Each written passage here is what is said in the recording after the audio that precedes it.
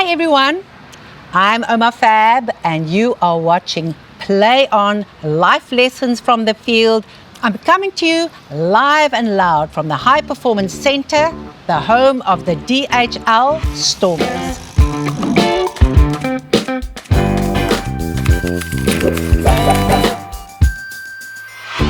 Where they kick up a storm. Today, I am speaking to the main man himself, Stephen Kitshoff, the captain of the DHL Stormers.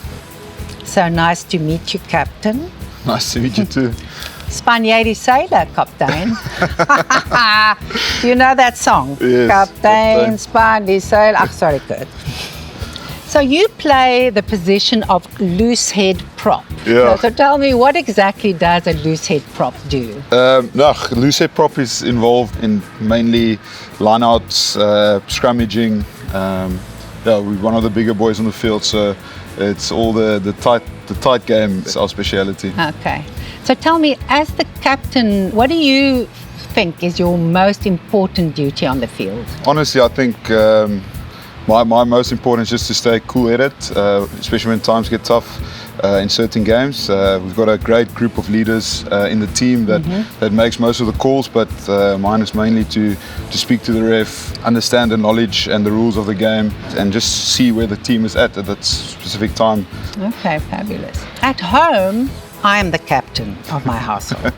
But I have a very hard time motivating my husband to stop watching DHL Stormers reruns and actually get up and do his chores. So how do you motivate and inspire your team, especially when things are not going well on the field? It's quite easy, and professional rugby, the guys are always motivated, always want to be better. So for me, it's just rocking up, being myself, playing a good game of rugby.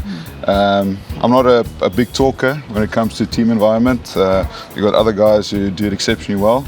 For me, it's mostly just to play a good game, almost lead by example. So for me, it's I know guys are always going to be motivated to play a good game of rugby. It's just when times get tough, it's just to keep the guys calm in the game in that moment. Okay. So, I mean, the job of being a leader, like a captain, it's quite a big load on your shoulders. There's a lot of stress involved. So can you give us mere mortals, a couple of tips? How do you handle this stress? I mean, everybody's watching you. Yeah. For me, it's all about preparation in the week. If we had a big game or a tough opponent that we know it's going to be a bit of an arm wrestle, it's all about how we prepare in the week. So luckily there's 3 tough training days, a lot of board sessions, a lot of time in the meeting room. But for me, it's just doing all the thinking in the week and just playing on a Saturday. What do you do for kicks? You see what I did there? When you're not performing and you're not playing or exercising, is there anything special, like hobbies and interests that, occupy your spare time? Do you have spare time? No, not limited spare time, yes. But I'm quite a keen golfer, so I spend my off days on the golf course. So, I mean, rugby is it's very unpredictable because of that ball, it can just go anywhere. So how do you cope with change, not just on the field, but also in your life? Yeah, I think rugby players in general are quite adaptable. So for us, we know things go wrong on a rugby field. It's how quickly we can acknowledge it and understand what's going wrong, and then how quickly we can actually adapt to it. That's what great teams are made of, and that's what great teams, how they get success in their career. So for us, it's how quickly we can adapt, how quickly we can see the problem and change and make that change for positive and get the momentum on our side. It's basically just adapting as quickly as possible. Okay. What would you say?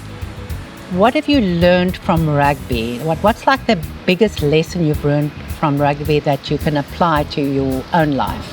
I think rugby comes with a million lessons, and two lessons that always stuck with me from the day I started is teamwork, the ability to actually thrive in a team environment, like where you got not only yourself as an individual, but you got 14 other guys on the field, you got the management, you got guys not playing, and all of them actually working as one unit for the better of the team, and then sacrificing for the greater good. So I would love to run with the ball 20 times a game, but it's not my job. So I would do the hard work and hit the breakdowns and scrum well and maul and ruck well, so that we can have success where in getting the ball on the outside. So actually sacrificing for the greater good of the team. Wow. Okay.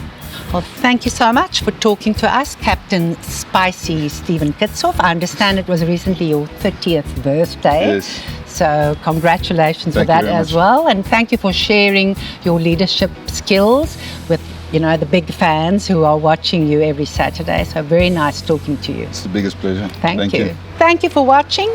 And join me next time for Play On, Life Lessons from the Field, made just for you by Bright Rock, the company that loves rugby and loves change. I see you next time, and keep that ball bouncing. Bye.